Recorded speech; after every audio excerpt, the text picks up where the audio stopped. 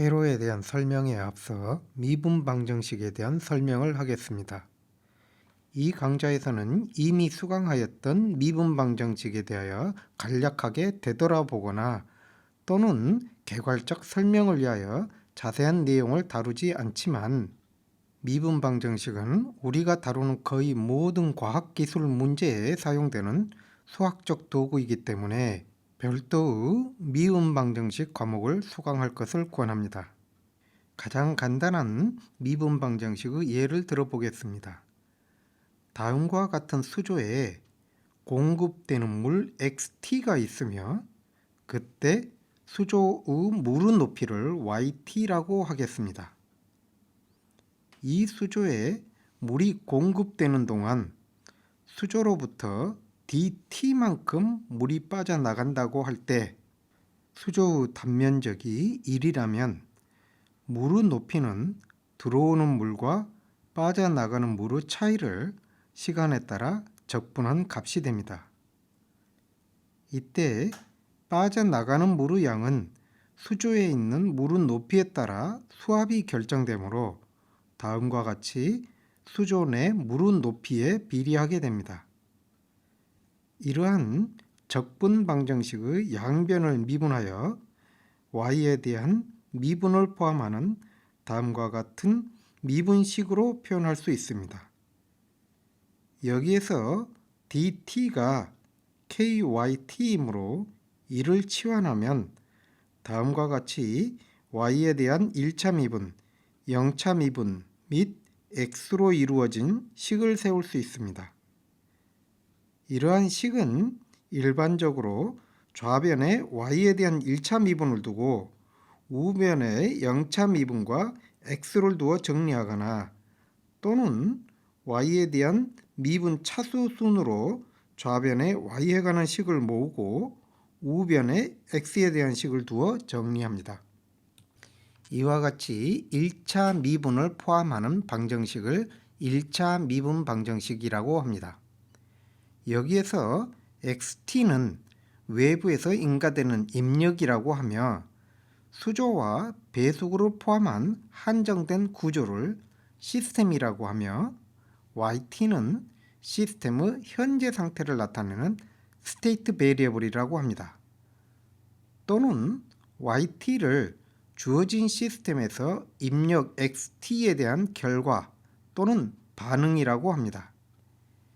이 식에서 Y의 미분과 Y로 구성된 항은 시스템의 특성 또는 입력 때 반응의 관계를 결정짓는 식에 해당합니다. 회로를 해석하기 위해서는 회로를 미분 방정식으로 표현하여 미분 방정식을 해석하게 됩니다. 따라서 회로의 동작 특성을 이해하기 위해서는 미분 방정식으로 표현된 시스템의 동작 특성을 이해하여야 합니다. 여기에서는 미분 방정식으로 표현된 시스템을 모델로 표현하고 그 모델을 이용하여 시뮬레이션하는 기본적인 방법에 대하여 소개하겠습니다. 예를 들어 다음과 같은 미분 방정식이 주어졌을 때 이를 시뮬링크 모델로 표현하기 위해서는 좌변에 y에 관한 미분을 두어 식을 정리한 후 양변을 적분하여 다음과 같은 적분식으로 표현합니다. 이 적분식은 적분기에 우변에 있는 항들을 입력으로 가하면 적분기 출력이 y값을 갖는다는 것을 의미합니다. 그러므로 다음과 같은 적분기 입력은 y의 미분값을 의미합니다. 위 식에서 적분기에 가하여지는 입력, 즉 dy dt는 마이너스 ay와 x의 합이므로 외부 입력 x와 적분기 출력 y에 계수 마이너스 a를 곱한 값을 더하여 구하여집니다. 이와 같이 블록들의 연결로서 미분 방정식으로 주어진 시스템을 표현할 수 있는데 이를 시스템 모델이라고 합니다. 미분 방정식의 해에 yt를 구하는 과정은 호모지니어스 솔루션을 구하는 과정과 파티큘러 솔루션을 구하는 두 개의 과정으로 구분되는데, 먼저 호모지니어스 솔루션은 입력 x가 가하여지지 않은 상태에서 시스템의 초기 상태에 따른 상태의 변화를 구하는 것입니다. 파티큘러 솔루션은 초기 상태의 영향이 모두 사라진 상태에서 입력에 따른 상태의 변화를 구하는 것입니다. 이때 시스템의 특성을 파악하기 위한 입력으로는 임펄스, 스텝, 램프 또는 시누소이달 신호가 흔히 사용됩니다. 이와 같은 시스템에서 시스템의 특성은 미분 방정식의 계수에 의하여 결정됩니다. 이론적으로 구한 회로 및 시스템의 응답이나 특성을 시뮬레이션을 통하여 검증하기 위하여 시뮬링크를 사용할 수 있습니다. 시뮬레이션에 사용될 시스템 모델을 구성하기 위하여 새로운 시뮬링크 모델을 생성합니다. 라이브러리 컨티뉴어스 그룹에 있는 적분기를 가져와 배치하고 매스 오퍼레이션 그룹 덧셈기를 가져와 적분기 입력에 연결합니다.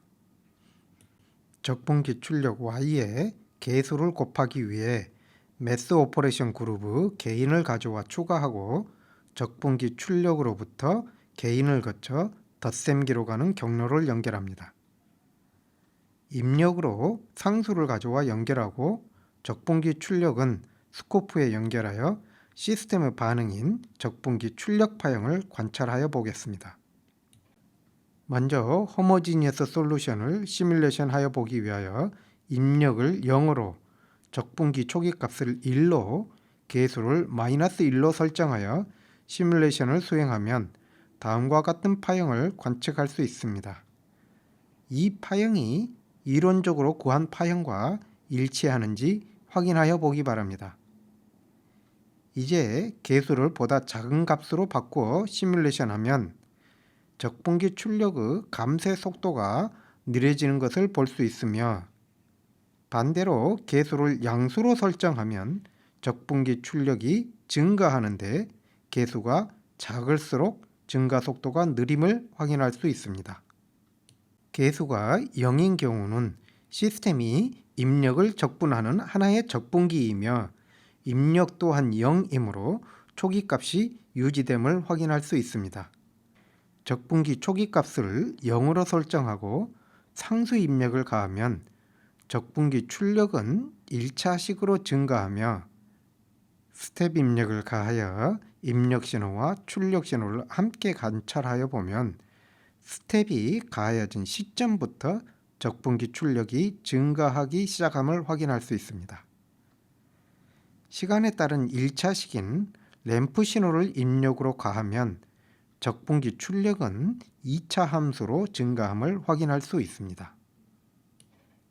이제 스텝 입력에 대하여 계수가 음수이고 적분기 초기 값이 0일 때 파티큘러 솔루션을 시뮬레이션 하여 보면 적분기 초기 값 0으로부터 점진적으로 증가하다가 일정한 값에 도달하는 것을 알 수 있습니다. 이러한 시뮬레이션 결과와 이론적으로 구한 파티큘러 솔루션과 비교하여 보기 바랍니다. 적분기의 초기 값을 설정하고 스텝 입력이 인가되는 시점을 뒤로 미루어 시뮬레이션 하여 보면 초기 값에 의한 반응과 입력에 대한 반응이 합하여지는 것을 알 수 있습니다. 이제 임펄스에 대한 반응을 고찰하고자 하는데, 이상적인 임펄스는 펄스 폭이 0이며 높이가 무한대입니다. 이러한 파형은 시뮬레이션에서도 실현할 수 없기 때문에 펄스 소스를 이용하여 펄스 폭을 매우 좁게 설정함으로써 대략적인 시뮬레이션이 가능합니다. 펄스 발생기를 가져와서 주기를 시뮬레이션 시간과 동일하게 설정하면 시뮬레이션 시간 동안 펄스가 한 번 발생하는데, 그때 펄스 폭은 주기의 0.1%로 설정합니다. 이는 주기가 10초이기 때문에 펄스 폭은 10ms가 됩니다. 이 펄스 폭은 시뮬레이션 간격보다 큰 배수로 설정하여야 합니다. 적분기 초기 값을 0으로 설정하여 시뮬레이션 하여 보면 초기 임펄스에 의하여 출력이 급격히 증가하였다가 점진적으로 감소하는 것을 볼 수 있습니다. 이때 피크 값은 펄스 폭을 적분한 값에 의하여 결정되는데 펄스 폭을 줄여서 시뮬레이션 하여 보면 그에 비례하여 피크 값이 줄어듦을 알 수 있습니다. 시스템의 특성을 분석하기 위하여 가장 대표적으로 사용하는 테스트 입력 신호로 사인 웨이브가 있습니다. 사인 웨이브에 대한 파티큘러 솔루션을 구하기 위하여 주파수를 1로 설정하고 시뮬레이션 하여 보면 입 출력 파형이 찌그러진 모양이 나오는데 이는 시뮬레이션 간격이 파형을 표현하기에 충분히 작지 않기 때문입니다. 사인 웨이브 주기가 1초이므로 시뮬레이션 간격을 1ms로 설정하면 한 주기를 1000개의 시뮬레이션 포인트로 표현하게 됩니다.